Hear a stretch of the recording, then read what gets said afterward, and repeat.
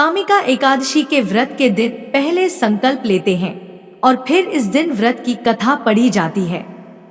कहते हैं कथा सुनने मात्र से पुण्य फल मिलता है। ऐसा कहा जाता है कि सूर्य ग्रहण और चंद्र ग्रहण में केदार और कुरुक्षेत्र में स्नान करने जो पुण्य मिलता है, पुण्य कामिका एकादशी पर भगवान शिव की पूजा करने और कथा सुनने से मिल जाता है। कामिका एकादशी व्रत कथा। एक समय की बात है, एक गांव में एक क्षत्रिय रहता था। वह अपने आप पर बहुत गर्व करता है, खासकर अपनी शक्ति और बल पर उसे अभिमान था। क्षत्रिय भगवान को बहुत मानता था, लेकिन उसके मन में घमंड था। वह हर दिन भगवान विष्णु की पूजा करता और उनकी उपासना में लीन रहता था। एक दिन वह किसी महत्वपूर्ण कार्य के लिए घर से बाहर यात्रा पर निकला। रास्ते में उसकी मुलाकात एक ब्राह्मण से हो गई। दोनों में किसी बात को लेकर झगड़ा हो गया। झगड़ा इतना बढ़ गया कि बात हाथापाई तक आ पहुंची। क्षत्रिय बहुत बलवान था, इसलिए ब्राह्मण अपनी दुर्बलता के कारण क्षत्रिय के वार को सहन न कर पाया और वह वहीं गिर गया और उसकी मृत्यु हो गई। ब्राह्मण की मृत्यु से क्षत्रिय हक्का बक्का रह गया।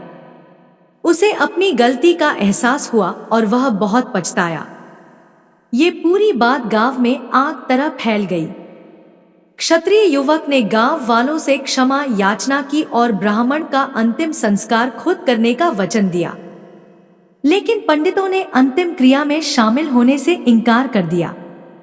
तब उसने ज्ञानी पंडितों से अपने पाप को जानना चाहा, तो पंडितों ने उसे बताया कि उसे ब्रह्मा हत्या दोष लग चुका है, इसलिए हम अंतिम क्रिया के ब्राह्मण भोज में आपके घर भोजन नहीं कर सकते हैं।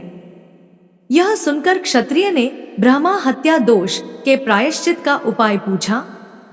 तब पंडितों ने कहा कि जब तक वह सावन मास के कृष्ण पक्ष की एकादशी तिथि को विधि पूर्वक भगवान विष्णु की पूजा नहीं करता और ब्राह्मणों को भोजन नहीं कराता और दान दक्षिणा नहीं देता, तब तक वह ब्रह्मा हत्या दोष से मुक्त नहीं हो सकता है। क्षत्रिय ने ब्राह्मण के अंतिम संस्कार के बाद पंडितों की सलाह मानते हुए कामिका एकादशी के दिन पूरी श्रद्धा और विधि के अनुसार भगवान विष्णु की पूजा की। फिर उसने ब्राह्मणों को भोजन कराया और दान दक्षिणा भी दी। इस तरह भगवान विष्णु की कृपा से वह क्षत्रिय ब्रह्मा हत्या दोष से मुक्त हुआ। इति श्री कामिका एकादशी व्रत कथा समाप्त हुआ। बोलो श्री विष्णु भगवान की जय।